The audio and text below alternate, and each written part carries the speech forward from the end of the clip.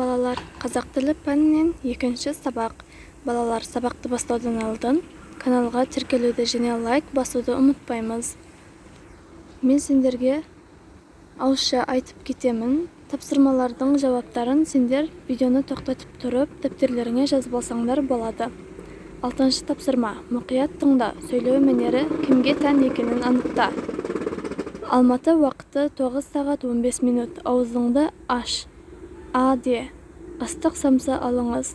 Абайлаңыз. Есік жабылады. Келесі аялдама Абылай хан даңғылы. Ойыншықтарыңды тағы да шашып тастағансың ба? Бүгінгі өтетін тақырыбымыз етістік. 7-ші тапсырма. Мәтінді тиісті дауыс ырғағымен оқы. Самат ауылдағы атасы мен әжесін қатты сағынды. Сол сағынышын тілі жеткенше айтып хат жазбақ болды. Кешкі тамағын ішіп болған соң, біраз уақыт теледидар көрді де өз бөлмесіне кірді. Торкөз дәптерден 2 парақ жыртып алды. Ақ қағаздың басына «Сәлем хат» деп жазып қойды да, әрі қарай өз ойын жай күйін әңгімеледі. Халдеріңіз қалай, ата, әже? Ауырмай сырқамай жүрсіздер ме? Көкем жұмысын істеп жатыр ма? Біз де аман саумыз. Хатты әрі қарай жалғастыр. Біз хатты әрі қарай жалғастыруымыз керек, яғни бұл хатқа біз өзіміздің ауылдағы ата-әжеміз туралы, немесе жақын досымызға, немесе алыстағы сағынып жүрген жанымызға хат жаза аламыз. Мысалы, достарыңа хат жазуға болады. 8-ші тапсырма. Тапсырмалар арқылы сөйлеудің қай түрі жүзеге асырылғанын тауып көр. Сөйлеу түрі мен оған сәйкес тапсырманың тұсына плюс таңбасын қой. Сөйлеу түрлері ауызша, жазбаша. Бұл жерде 6-шы жаттығуда бізде ауызша сөйлеу түріне жатады. 7-ші тапсырмада бізде жазбаша сөйлеу түріне жатады. Өйткені бізде хат жазу ол жазбаша сөйлеу түрі болып келеді. 9-шы тапсырма. Мәтінді оқы. Мәтінді оқуда сөйлеудің қай түрін қолданасың? Бұл тапсырмада сөйлеудің ауызша түрін қолданамыз. Өйткені мәтінді біз оқып жатырмыз. Сол себептен ауызша түрін қолданамыз. Алматы қаласынан 70 шақырым жерде Таңбалытас деген жер бар. Таңбалытас бірнеше жылғалардан өзектерден тұрады.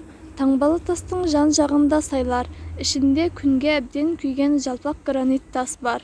Гранит тасқа таутеке, бұғы, киік, жылқы, бұқа және басқалардың кескіндері қашалып салынған. Қолдарына ұзын найза ұстап, белдеріне қылыш асынған, кейбіреулері желбірете ту ұстаған 22 сарбаздың суреті өте әдемі бейнеленген. Аңызға айналған жерлер кітапшасынан. Қарамен жазылған сөздер мәтіндегі сөйлемдерді байланыстырып тұрғанына назар аудар. Сол сөздерді басқа сөздермен алмастырып айтып көр. Таңбалы тас деген сөзді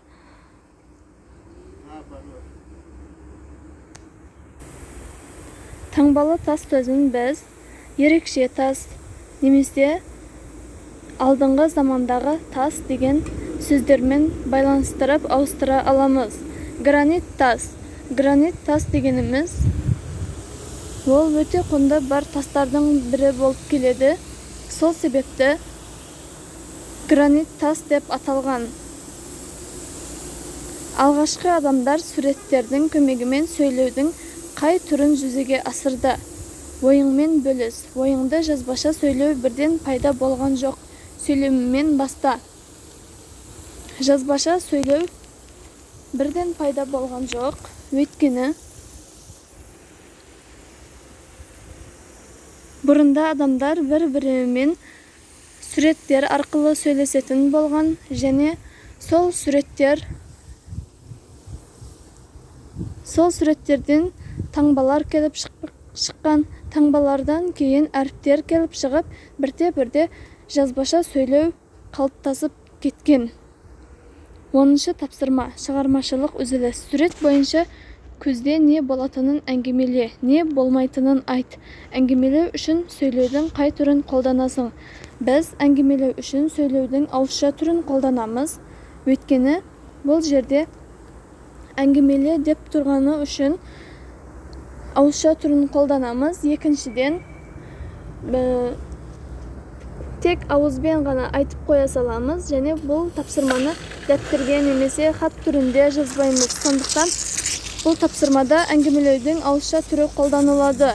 Сурет бойынша күзде не болатынын әңгімеле. Сурет бойынша күзде ағаштар сарғаяды, балалар піскен жеміс жидектерді тереді, бау-бақшалардан әр түрлі көкөністер, жеміс жидектер теріледі, және ағаштардың сарғайған жапырақтары жерге түсіп, айнала сап-сары алтын күзге айналады. Және де бұл жерде суретте Ерасыл Аяз атаның қолынан ұстап тұр. Күз айында қар жаумағандықтан бұл күз айына қатысты сурет емес.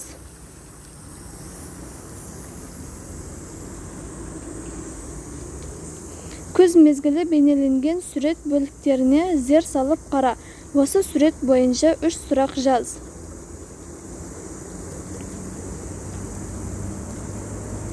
Аян не теріп жатыр? Айсұлу не теріп жатыр? Аяз атаны кім жасады? Бұл 3 сұрақты балалар тапсырманы орындап жатқанда дәптерімізге жазып аламыз. Осымен бүгінгі сабағымыз аяқталды. Каналға тіркелуді және видеоға лайк басуды ұмытпаймыз.